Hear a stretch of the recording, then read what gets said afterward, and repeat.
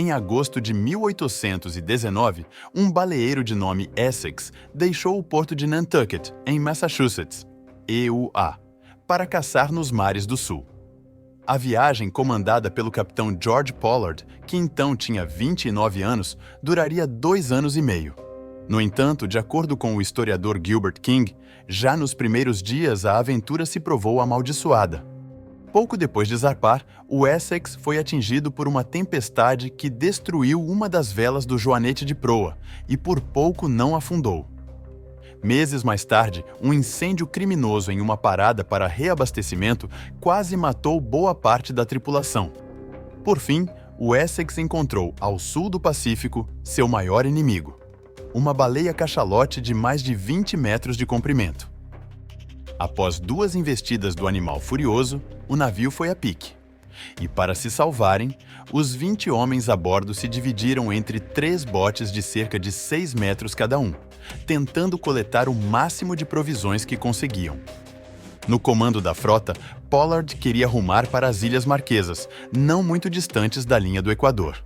No entanto, Owen Chase, seu imediato e o restante da tripulação o dissuadiram do plano, afirmando que aquelas ilhas eram povoadas por canibais.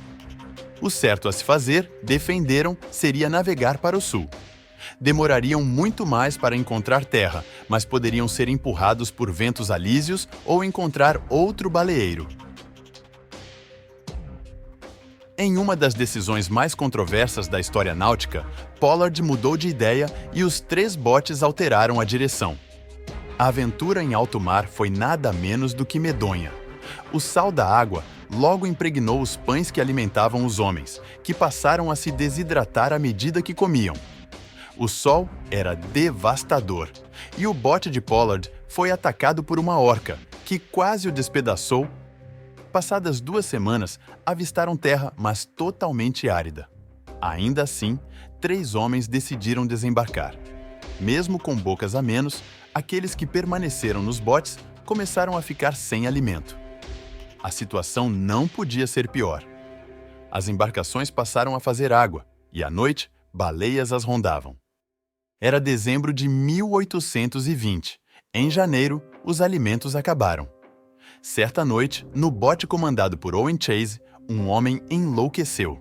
Levantou-se de súbito, berrando que queria um guardanapo de linho e água. Então, sofreu de violentas convulsões até falecer na manhã seguinte. Os sobreviventes não tiveram dúvidas. Extraíram os órgãos do corpo e cortaram toda a carne dos ossos. Abriram o cadáver, retiraram o coração e o costuraram de volta, da melhor maneira que puderam. Lançaram o corpo ao mar. Então, cozinharam os órgãos em uma pedra e os comeram. Nas semanas seguintes, mais 3 homens morreram e a tripulação fez o mesmo com eles. Apesar do ato extremo, a situação só piorou. Uma semana depois, os 3 barcos se perderam de vista. As rações de carne humana duraram pouco, e quanto mais os homens comiam, mais fome sentiam. A saída foi macabra. Realizaram um sorteio de quem serviria de alimento. No barco de Pollard, o sorteado foi o jovem Owen Coffin, primo do capitão. Pollard havia prometido à mãe do rapaz que cuidaria dele, e, desesperado, ofereceu-se para trocar de lugar. Mas Coffin recusou. Foi alvejado e devorado. Semanas mais tarde, em 18 de fevereiro de 1820, os 3 sobreviventes do bote de Owen Chase avistaram velas. Eram do navio inglês Indian, que os resgatou. Cerca de 500 quilômetros à frente, o bote de Pollard levava apenas o capitão e outro homem, Charles Ramsdell. Os 2 se mantiveram vivos, chupando a medula dos ossos que quebravam na amurada do bote. Uma semana depois do resgate de Chase, Pollard e Ramsdell foram avistados pelo navio estadunidense Dauphin. Mas não celebraram.